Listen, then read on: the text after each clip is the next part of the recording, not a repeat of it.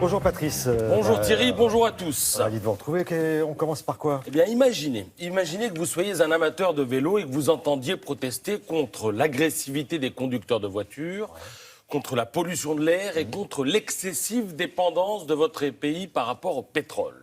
Voilà, tout ça pêle-mêle regroupé dans une même manif. Alors que feriez-vous?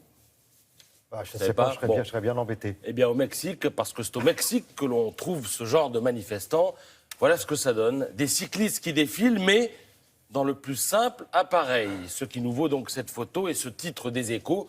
Des centaines de cyclistes à poil. Alors, je dois vous avouer que je suis doublement admiratif. D'abord parce qu'étant moi-même amateur de vélo, j'essaie d'imaginer ce que chacun peut éprouver, pour ne pas dire endurer, sur la selle. Ensuite, parce que ces gens-là trouvent une manière originale, pacifique, presque amoureuse, de protester et de manifester leur colère. Franchement, moi, je trouve qu'il détonne un peu, hein, dans le monde dans lequel il nous est donné de vivre, un monde où la violence semble inéluctable et se décline sous toutes ses formes. Alors, en la matière, deux actualités se partagent les unes de la presse quotidienne. D'abord, les suites de la tuerie d'Orlando et cette question qui agite les éditorialistes. Dans quelle mesure cette fusillade, la pire de l'histoire des États-Unis, ainsi que le rappelle Le Monde à la une, va-t-elle influer sur le cours de l'élection présidentielle dont la campagne bat son plein ? Ensuite, les hooligans. L'Europe du foot croyait en avoir plus ou moins fini avec ce phénomène auquel les passionnés payèrent un lourd tribut au stade du Heysel il y a maintenant 31 ans. Foutaise. Le hooliganisme est plus que jamais vivant, plus que jamais une affaire de spécialistes avec leurs codes et leurs usages. On va y revenir.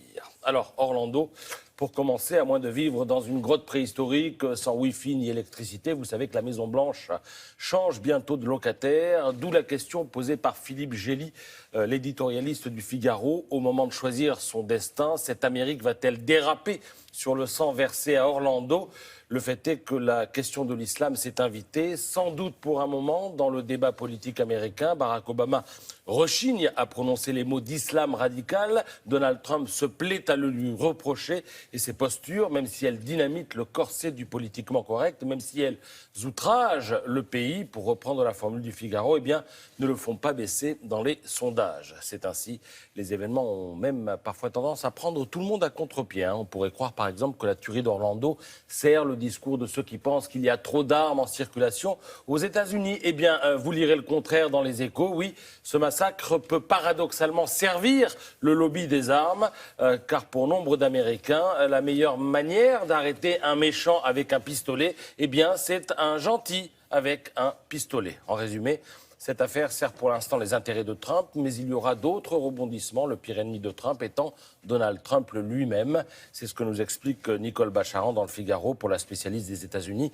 Trump aime tellement faire du Trump que les gens ont tellement envie de le voir faire son show Trump qu'il a encore tout loisir de se tirer une balle dans la Santiago. Alors, l'autre versant, je vous en parlais, de la montagne de violence qui nous domine, c'est le hooliganisme.